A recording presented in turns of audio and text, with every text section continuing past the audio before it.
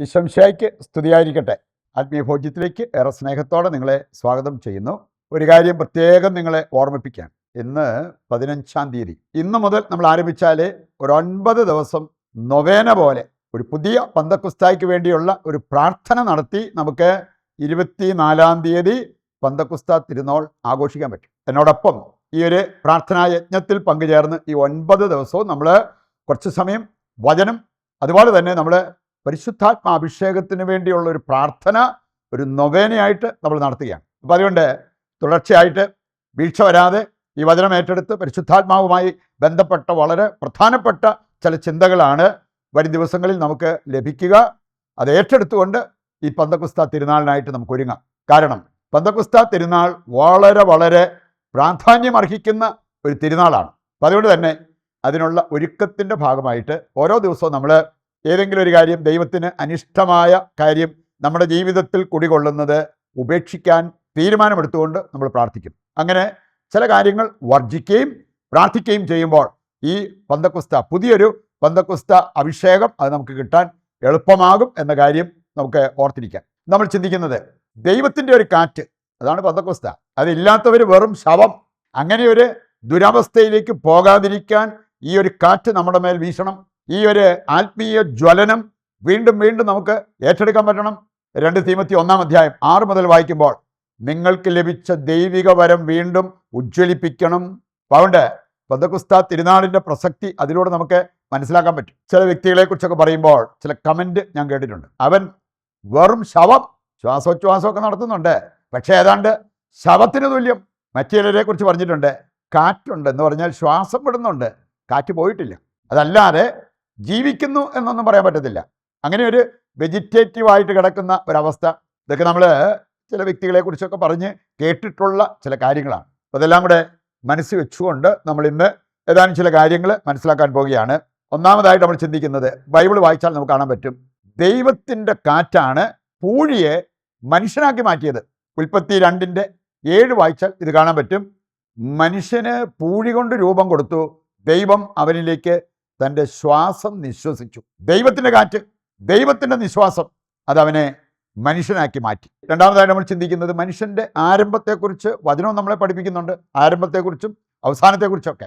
ആരംഭം ഇന്നും ഒരു മനുഷ്യൻ്റെ ആരംഭം, സ്ത്രീയുടെ അണ്ഡവും പുരുഷൻ്റെ ബീജവും ചേരുമ്പോൾ ഒരു ജീവൻ അവിടെ ആരംഭിക്കുന്നു. അപ്പോൾ ദൈവം ചെയ്യുന്ന ഒരു കാര്യം, ഒരാത്മാവിനെ അവിടെ നിവേശിപ്പിക്കുന്നു. അങ്ങനെയാണ് ശരീരവും ആത്മാവുമുള്ള മനുഷ്യനായിട്ട് ഒരു മനുഷ്യൻ മാറുക.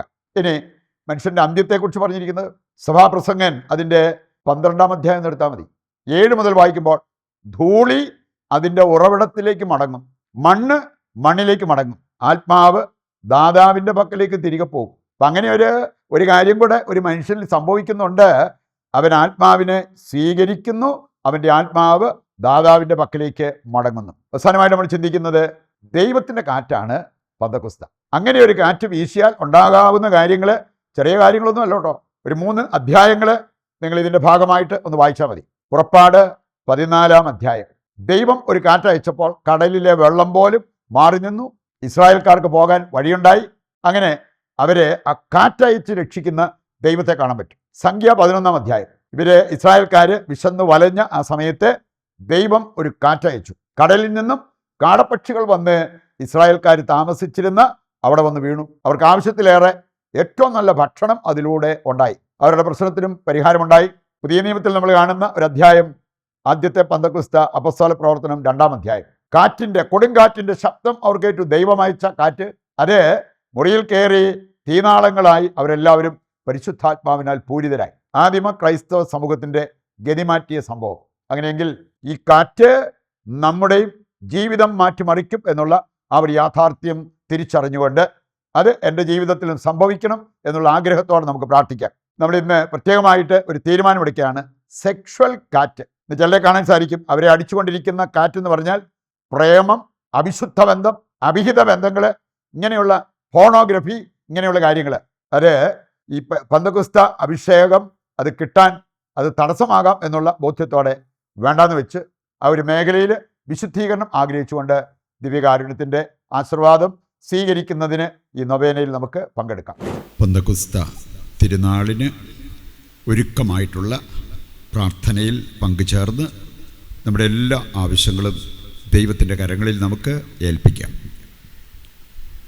പിതാവും പുത്രനും പരിശുദ്ധാത്മാവുമാകുന്ന ത്രിയേക ദൈവമേ, ഈ വർഷത്തെ പന്തക്കുസ്ത തിരുനാൾ ഞങ്ങൾക്കും ഞങ്ങളുടെ കുടുംബങ്ങൾക്കും ലോകം മുഴുവനും വലിയൊരു അനുഗ്രഹമാക്കണമേ. മനുഷ്യർക്ക് അസാധ്യമായവ സാധ്യമാക്കുന്ന പരിശുദ്ധാത്മാവേ, ഞങ്ങളെയും ഞങ്ങളുടെ ശുശ്രൂഷകളെയും അവിടുന്ന് ഏറ്റെടുക്കണമേ. സകലതും നവീകരിക്കുന്ന പരിശുദ്ധാത്മാവേ, ഞങ്ങളോടൊപ്പം തിരുസഭയെയും ലോകം മുഴുവനെയും നവീകരിക്കണമേ. തണുത്തുപോയ ഞങ്ങളുടെ അഭിഷേകത്തെ വീണ്ടും ഉജ്ജ്വലിപ്പിക്കണമേ. ഞങ്ങളുടെ രോഗങ്ങൾ സുഖപ്പെടുത്തുകയും മനസ്സിനെ ബലപ്പെടുത്തുകയും ആത്മീയ അഭിവൃദ്ധി ഞങ്ങൾക്ക് നൽകുകയും ചെയ്യണമേ. വിവേകത്താലും ജ്ഞാനത്താലും ഞങ്ങളെ പൂരിതരാക്കണമേ. പാപരഹിത ജീവിതം നയിച്ച് സ്വർഗത്തിന് അർഹരാകുവാൻ പരിശുദ്ധാത്മാവെ ഞങ്ങളെ സഹായിക്കണമേ. ഞങ്ങളുടെ വ്യക്തിജീവിതത്തിലും കുടുംബങ്ങളിലും ലോകം മുഴുവനിലും ശാശ്വത ശാന്തിയും സമാധാനവും സ്നേഹവും ഐക്യവും അങ്ങ് സ്ഥാപിക്കണമേ. ആമേൻ. നമ്മുടെ എല്ലാ ആവശ്യങ്ങളെയും ഒരിക്കൽ കൂടി ദൈവകരങ്ങളിൽ ഏൽപ്പിച്ചുകൊണ്ട് ദൈവത്തെ നമുക്ക് നന്നായിട്ടൊന്ന് സ്തുതിച്ച് മഹത്വപ്പെടുത്തി ഒരഭിഷേകം, പുത്തൻ അഭിഷേകം കിട്ടുവാൻ ആഗ്രഹിച്ച് പ്രാർത്ഥിച്ചുകൊണ്ടിരിക്കാം. യേശുവേ നന്ദി. Hallelujah, hallelujah, hallelujah. കർത്താവേ, ഞങ്ങളെ അഭിഷേകം ചെയ്യണമേ. ആത്മാവിനാൽ ഞങ്ങളെ അഭിഷേകം ചെയ്യണമേ. ഞങ്ങളുടെ ജീവിതത്തെ നവീകരിക്കണമേ. സ്വർഗീയമായ അഭിഷേകം ഞങ്ങളുടെ മേൽ അയക്കണമേ. ഞങ്ങളുടെ എല്ലാ ആവശ്യങ്ങളും അങ്ങ് നടത്തി തരണമേ. യേശുവേ നന്ദി, യേശുവേ സ്തുതി.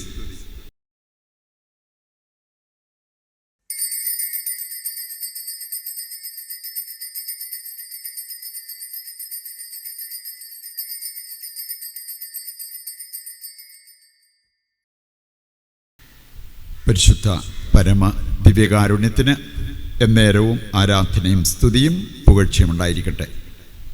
ഈശോമിശിഹായ്ക്ക് സ്തുതിയായിരിക്കട്ടെ. മറ്റൊരു എപ്പിസോഡുമായി നാളെ വീണ്ടും നമുക്ക് ഒരുമിക്കാം. ദൈവം നിങ്ങളെ സമർത്ഥമായി അനുഗ്രഹിക്കട്ടെ.